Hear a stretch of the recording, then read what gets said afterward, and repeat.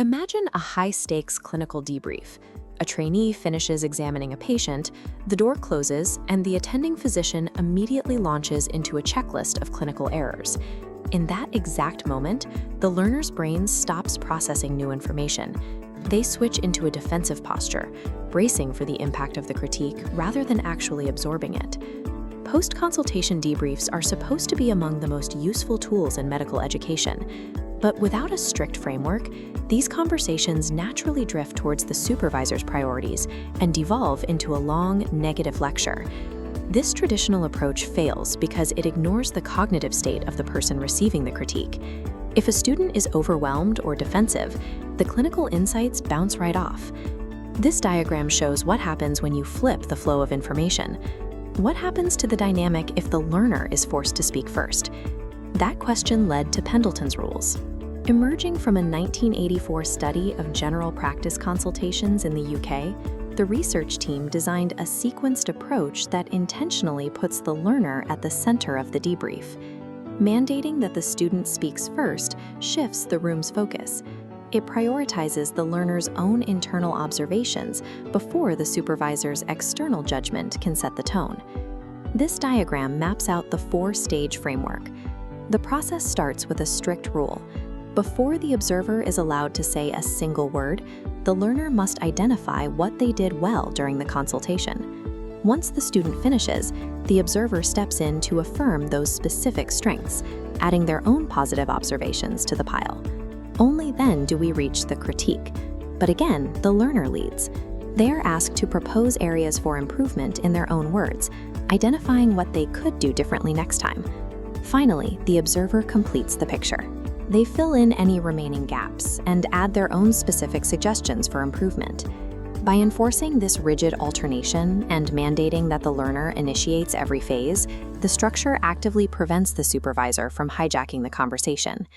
Research in educational psychology shows that self-generated feedback sticks. When learners identify their own gaps, they retain the information longer and act on it more readily than when supervisors simply point them out. Clinical environments are high stress by nature, making trainees highly vigilant. Forcing the conversation to start with strengths validates their effort and visibly lowers their psychological defensiveness. It makes the critique that follows feel balanced rather than like an attack. Notice the specific phrasing used in the third step.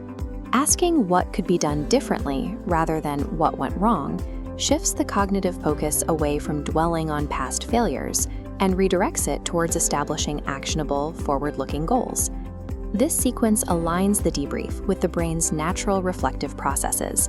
It places the learner in charge of their own professional development.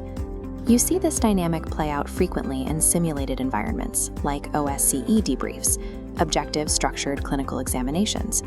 When a student identifies their strengths and weaknesses first, it immediately reveals blind spots in their self-awareness before the examiner points them out. It's heavily utilized in primary care reviews to protect the ongoing relationship between the trainer and the trainee. When the power differential between senior doctor and junior resident is massive, this model provides a safe way to debrief without crushing the student's confidence. The structure also stabilizes high-stress communication training.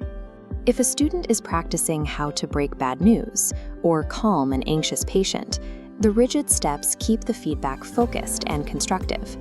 The framework thrives exactly where the pressure is highest and where unfiltered, direct criticism is most likely to damage a student's ability to learn. But the model has undeniable flaws. Forcing positive feedback before addressing a negative outcome can feel completely artificial, especially in situations where a severe clinical error has just occurred and both parties know it needs immediate attention. Over time, the strict sequence can also degrade into a superficial, box-ticking exercise. If the observer doesn't engage seriously with the what went well phase, the entire model falls apart. Most importantly, Pendleton's rules dictate the timing of critical feedback, but they offer zero guidance on the actual communication skills required for the educator to deliver that critique effectively. The rules provide a reliable structural safety net for a difficult conversation, but they cannot replace a clinical supervisor's inherent ability to communicate with nuance and empathy. Today, a new technological variable has upgraded Pendleton's original design: video recording. Reviewing a recording before the debrief grounds the learner's first self-assessment in fixed visual evidence, rather than a reconstruction of events from memory. Platforms like Videolab allow learners to annotate their own footage before they meet with their supervisor. They can flag micro-behaviors like pacing, silence, and body language, giving both the trainee and the observer a concrete, shared reference point. This combination pairs the psychological safety of the model with the physical evidence of the recording, making the reflection a study of specific, visible interactions.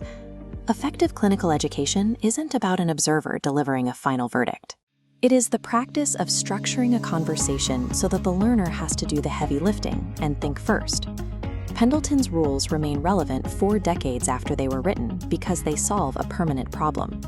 Transforming feedback from a passive lecture into an active reflection is still the most reliable way to drive real behavioral change.